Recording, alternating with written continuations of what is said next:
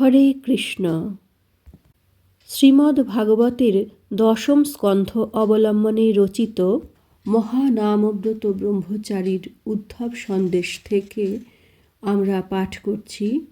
উদ্ধব হলেন শ্রীকৃষ্ণের খুড়তুতো ভাই। এই জাগতিক সম্পর্ককে ছাপিয়ে গিয়েছে উদ্ধবের ভক্তি। উদ্ধব কৃষ্ণ ভক্ত। উদ্ধব একাধারে মন্ত্রী, সখা, দ্বৈত। বাল্যলীলা সাঙ্গ করে বৃন্দাবন থেকে শ্রীকৃষ্ণ এসেছেন মথুরায়। কৃষ্ণ বিহনে কেমন আছে ব্রজধাম? মহাভাবের রাজ্য শ্রী বৃন্দাবন। জ্ঞানের অভিমান নিয়ে বৃন্দাবনে যাওয়া চলে না। বিরহ কাতরতার নিদারুণ মূর্তি উদ্ধব দর্শন করছেন। নন্দরাজের পর গোপীগণ এবং তারপর শ্রী রাধিকাকে উদ্ধব দর্শন করেছেন। আমরা অষ্টাদশ অধ্যায়ে চলে এসেছি। কৃষ্ণ বিরহ ভরা শ্রী রাধা উদ্ধব মহারাজের নিকটে 10টি শ্লোক বলিয়াছেন। বলিয়াছেন না বলিয়া প্রলাপ বকিয়াছেন বলাই ঠিক। গৌড়ীয় বৈষ্ণব আচার্যগণ বলেন, উদ্ধবের সমীপে বিচিত্রতাময় জল্প করিয়াছেন। 10টি শ্লোককে তাহারা চিত্রজল্প নামে অভিহিত করেন। চিত্রজল্প কথাটি আচার্যপাদগণের একটি পরিভাষা। পরিভাষাটির তাৎপর্য অনুভব করিতে হইলে আচার্যপাদগণের আস্বাদিত রসতত্ত্ব সম্বন্ধে কিঞ্চিৎ আলোচনা প্রয়োজন। শ্রীমদ্ ভাগবত সংস্কৃত ভাষায় লেখা, আর সেই গ্রন্থে কোথাও শ্রী রাধিকার নাম নেই। আগেও বলা হয়েছে কাচিৎ গোপীশ্রেষ্ঠার কথা। সেই গোপীশ্রেষ্ঠা শ্রী রাধিকা। শ্রী রাধিকার প্রেমকে বুঝতে হলে অনুভবের জগতে যেতে হয়। যেহেতু মূল গ্রন্থ সংস্কৃত ভাষায় লেখা, তাই সমস্ত চরিত্রের মুখেই সংস্কৃত ভাষা বসানো আছে। আচার্যগণ এক একটি পরিভাষা ব্যবহার করেছেন সেগুলো বোঝানোর জন্য। আর সেই পরিভাষাকে আমাদের মতো সাধারণ মানুষের বোঝানোর জন্য ব্যাখ্যা করে দিয়েছেন মহানামব্রত ব্রহ্মচারী। এই চিত্রজল্প কথাটি আচার্যপাদগণের একটি পরিভাষা। গ্রন্থকার যে ব্যাখ্যা দিলেন আমরা বুঝতে চেষ্টা করি। গৌড়ীয় বৈষ্ণবাচার্যগণের অনুভবে জগতের পরতত্ত্ব প্রেম। প্রেম হইতেই জগতের উৎপত্তি, প্রেমেই স্থিতি, প্রেমেই পরিণতি। শ্রুতিমন্ত্রে রহিয়াছে জগৎ আসিয়াছে আনন্দ হইতে। জগৎ চলিতেছে আনন্দের অভিমুখে। বেদ তাই আনন্দকেই ব্রহ্ম বলিয়াছেন। আনন্দং ব্রহ্ম। গৌড়ীয় আচার্যগণের মতে আনন্দের পরাকাষ্ঠাই প্রেম পদবাচ্য। আনন্দ চিন্ময় রস, প্রেমের আখ্যান। প্রেমের অভিব্যক্তি প্রেমিক প্রেমিকার ভাববন্ধনের মধ্যে। যে ভাববন্ধন অনিত্য তাহা প্রেম নহে। যে ভাববন্ধন অজর, অমর, অবিনাশী তাহাই প্রেম। ধ্বংস হইবার সর্ববিধ কারণ রহিয়াছে, তথাপি ধ্বংস হয় না যে ভাববন্ধন, তাহাই প্রেম। এই ভক্ত ভগবানের ভাববন্ধন প্রেমপদবাচ্য হইতে পারে। লৌকিক কোনো সম্বন্ধই ওই পদের বাচ্য হইতে পারে না। আমরা জানছি রাধাকৃষ্ণের প্রেম সম্পর্কে। লৌকিক জগতে প্রেম শব্দটির অর্থ সংকীর্ণ। শব্দটি সম্পর্কে সম্যক ধারণা না নিয়ে রাধাকৃষ্ণের প্রেমতত্ত্ব সম্পর্কে আলোচনা করা বা আলোচনায় প্রবেশ করা কখনো উচিত নয়। অন্যথায় কুৎসিত ইঙ্গিতবাহী গান গল্প রচিত হতে পারে, কিন্তু ভক্ত ভগবানের ভাববন্ধনকে বোঝা সম্ভব হয় না।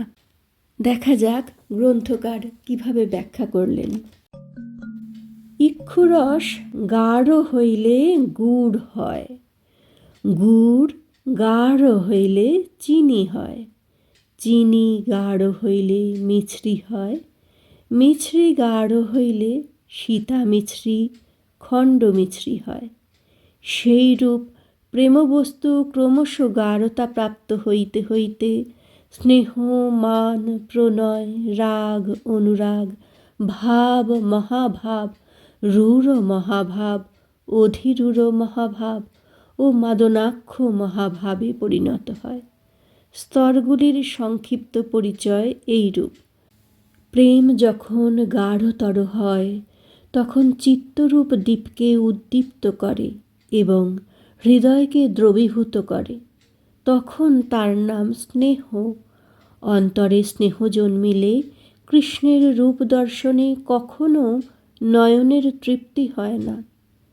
কোটি আঁখি নাহি দিল, সবে দিল দুই, তাহাতে নিমেষ দিল, কি দেখিব মুই। স্নেহের উদয় হইলে কৃষ্ণ কথা শ্রবণে কর্ণের কিছুতেই তৃপ্তি হয় না, আরও শুনিতে স্বাদ হয়। কৃষ্ণ নাম জপ করিতে রসনার তৃপ্তি হয় না, পুনঃ পুনঃ উচ্চারণ করিতে ইচ্ছা হয়। না জানি কতেক মধু শ্যাম নামে আছে গো, বদন ছাড়িতে নাহি পারে। এখানে প্রেম স্নেহে পরিণত হইয়াছে। স্নেহ দুই প্রকার, ঘৃত স্নেহ ও মধু স্নেহ। ঘৃত স্নেহ শ্রীকৃষ্ণের আদরে কৃতার্থ হইয়া যেন বিগলিত হইয়া যায়। মধু স্নেহ কৃষ্ণের আদরে গাঢ়তা প্রাপ্ত হইয়া দৃঢ়তর হয়, তাহাতে কৃষ্ণের সুখাতিশয্য হয়। ঘৃত স্নেহ স্বয়ং আস্বাদ্য নহে, অন্যের সঙ্গে মিলিত হইলে আস্বাদ্য।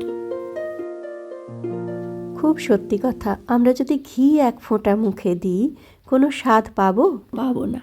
কিন্তু গরম ভাতে একটু নুনের সঙ্গে যদি মাখি, যদি কোনো তরকারিতে ঘি দেওয়া হয়, তখন স্বাদটা বোঝা যায়। আবার মধু স্নেহ, যাকে আস্বাদন করা যায়। মধু এমনিতেই মিষ্টি।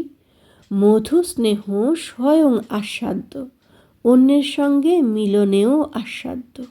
তাই বলা হলো স্নেহ দু প্রকার, ঘৃত স্নেহ আর মধু স্নেহ। মধু স্নেহ উৎকৃষ্টতা প্রাপ্ত হইলে নবতর মাধুর্যের উদয় হয়। তখন তাহা কি যেন কি এক অদ্ভুত উপায়ে অতি প্রিয় প্রেমাস্পদের প্রতি অদাক্ষিণ্য ভাব ধারণ করে। তখন তাহার নাম মান। মানে কৃষ্ণের অত্যাদরেও উপেক্ষা দৃষ্ট হয়। শেষে তীব্র বিরহ দশা উদিত হয়। কাঁদিয়া কহে পুনঃ ধিক মোর বুদ্ধি, অভিমানে হারাইলাম কানু গুণনিধি। মান গাঢ়তা প্রাপ্ত হইয়া যখন বিশ্রম্ভ রূপ ধারণ করে, তখন তাহাকে বলে প্রণয়। বিশ্রম্ভ শব্দের অর্থ অভিন্ন মনন। নিজ দেহ মন প্রাণ বুদ্ধির সহিত কৃষ্ণের দেহ মন প্রাণ বুদ্ধির অভিন্নতা মনে হয়, তখন প্রেমের নাম প্রণয়। প্রগাঢ় প্রণয়ে শ্রীকৃষ্ণের সঙ্গে দেহ প্রাণ মনের ঐক্য ভাবনা হেতু শ্রী রাধার বাহিরের পরিচ্ছদাদিও নীল বর্ণ হয়। অন্তরের ঐক্য যেন বাহিরে ব্যক্ত হয়। আজকাল একটু বাইরের দিকে তাকালে দেখতে পাবো যে স্বামী স্ত্রী বা প্রেমিক প্রেমিকা, তথাকথিত প্রেমিক প্রেমিকা একই রকম পোশাক পরছে, একই রঙের, খানিকটা একই কাজের। তাদের তো এই বোধটা হয় নিশ্চয়ই যে তারা অভিন্ন হৃদয়।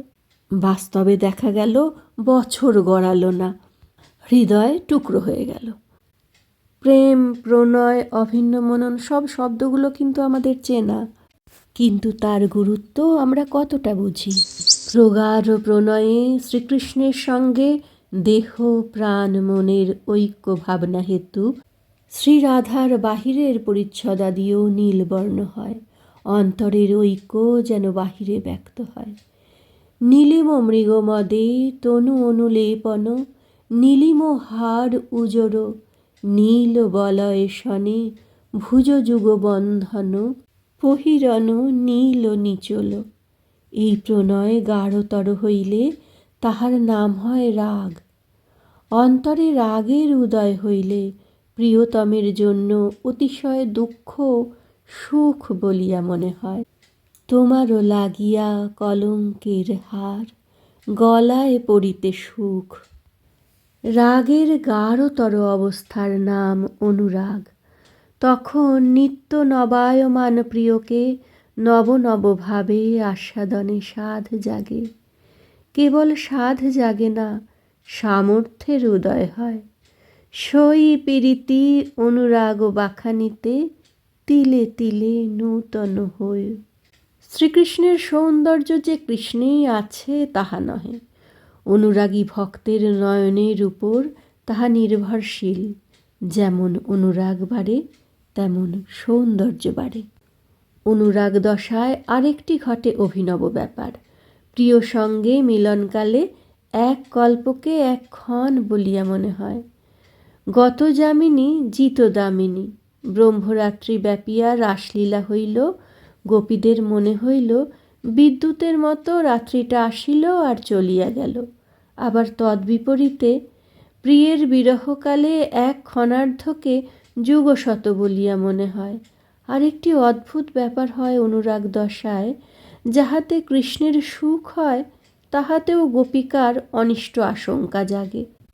ইয়ত্তে সুজাত চরণাম্বুরুহং স্তনেষু, ভীতা শनै প্রিয় দধিমহি কর্কশেষু, তেনাটবীমটসি তদ্ব্যথতে ন কিঞ্চিৎ, কুরুপাদিভির্ভ্রমতি ধীর ভবদায়ুষাঙ্গনা। শ্রীকৃষ্ণের চরণে ব্যথা লাগবে, তাই গোপিনীরা নিজেদের বক্ষে শ্রীকৃষ্ণের চরণপদ্ম ধারণ করছেন কত সন্তর্পণে। ভাবছেন আমাদের কঠিন বক্ষস্পর্শে কৃষ্ণের চরণতল কঠিন হয়েছে, নাকি কোমল চরণ স্পর্শে বনপথের পাথর খণ্ডগুলি কোমল হয়ে গিয়েছে? এই সকল ভাবনা অনুরাগবতীর লক্ষণ। ভাবের উদয় হইলে অন্তরের অবস্থা বাইরে প্রকাশ পায়। অশ্রু, কম্প, পুলক, স্বেদ, বৈবর্ণ, স্বরভঙ্গ, স্তম্ভ ও প্রলয়, এই 8টি সাত্ত্বিক ভাব বাহিরে প্রকাশিত হইলে বুঝিতে হইবে অন্তরে ভাব উদিত হইয়াছে। ভাব গাঢ়তর হইলে মহাভাবে পরিণত হয়। যখন সাত্ত্বিক ভাবগুলি সাধারণভাবে প্রকাশিত হয় তখন রূঢ় মহাভাব। যখন অসাধারণভাবে একই কালে সবগুলি ভাব সুস্পষ্ট রূপে প্রকাশিত হয় তখন অধিরূঢ় মহাভাব। এই অধিরূঢ় মহাভাবের ঘনীভূত মূর্তি শ্রীমতী রাধা। আমাদের দেহ যেমন রক্ত মাংসে গঠিত, শ্রীরাধার দেহ সেরূপ নহে। তাহার প্রেমের স্বরূপ দেহ প্রেম বিভাবিত। স্বর্ণালঙ্কারের যেমন সবটাই সোনা, শ্রীরাধার সেইরূপ সবটাই মহাভাব। অধিরূঢ় মহাভাবের মোদন ও মাদন, এই 2 ভেদ। মোদনাক্ষ মহাভাব শ্রীরাধার উদয় হইলে শ্রীকৃষ্ণ স্বয়ং অভিভূত হইয়া পড়েন। মোদনাক্ষ মহাভাবের কাছে শ্রীকৃষ্ণ ঋণ স্বীকার করেন। জগন্মোহন কৃষ্ণ, তার মোহিনী শ্রীরাধা মদনাক্ষ মহাভাববতী বলিয়াই শ্রীরাধা জগৎ আকর্ষণকারী শ্রীকৃষ্ণকে আকর্ষণ করে। প্রগাঢ় মিলন আনন্দ আস্বাদনে মাদনে পরিণত হয়। এই মাদনকালে সর্ববিধ ভাবের উদয়। মদনাক্ষ মহাভাব বিরহ দশায় মোহন নামে অভিহিত হয়। বিরহের তীব্রতা হেতু অষ্টসাত্ত্বিক ভাব বিশেষভাবে সুদীপ্ত হইয়া উঠে। এই অবস্থায় শ্রীরাধা অসহ্য দুঃখ সহ্য করিয়াও শ্রীকৃষ্ণের সুখ কামনা করেন। সেসব দুঃখ কিছু না গণি, তোমার কুশলে কুশল মানি। তবে তুমি যাহা চাও তাই যেন পাও, আমি যত দুঃখ পাই। মদনাক্ষ মহাভাব তীব্র বিরহ দশায় ভ্রম সদৃশ্য কোনো অনির্বচনীয় বিচিত্রতা প্রাপ্ত হইলে তাহাকে দিব্যোন্মাদ বলে। দিব্যোন্মাদ অবস্থায় উদ্ঘর্ণা ও চিত্রজল্প প্রভৃতি নানাবিধ ভেদ। উদ্ঘর্ণা দশায় শ্রীরাধা প্রবল বিরহকালে শ্রীকৃষ্ণ আসিবেন মনে করিয়া কখনো বাসর শয্যার ন্যায় কুঞ্জগৃহে শয্যা রচনা করেন, কখনো খণ্ডিতা ভাব অবলম্বনে কোপনা হইয়া নীল আকাশকে তর্জন গর্জন করেন, কখনো বা অভিসারিকা হইয়া নিবিড় অন্ধকারকে কৃষ্ণ মনে করিয়া প্রগাঢ়ভাবে জড়াইয়া ধরেন। এই সকল উদ্ঘর্ণা লক্ষণ। আবার প্রবল বিরহকালে শ্রীকৃষ্ণের সুহৃদের সহিত সাক্ষাৎ হইলে অন্তরে গূঢ় রোষবশত বহু ভাবময় যে জল্প, তাহাই চিত্রজল্প। চিত্রজল্পের 10 প্রকার ভেদ। শ্রীমান উদ্ধব মহারাজকে দেখিয়া শ্রীরাধা যে প্রলাপ বলিয়াছেন, তাহাতেই চিত্রজল্পের 10বিধ ভেদ প্রপঞ্চিত হইয়াছে। রসিক জনসমাজে এই শ্লোক 10টি ভ্রমর গীতা নামে অভিহিত। পরের দিন আসব ভ্রমর ভাণ্ডের কথায়। আজকের পাঠের এখানেই বিশ্রাম। হে কৃষ্ণ করুণা সিন্ধু দীনবন্ধু জগৎপতে, গোপেশ গোপিকা কান্ত রাধাকান্ত নমস্তুতে।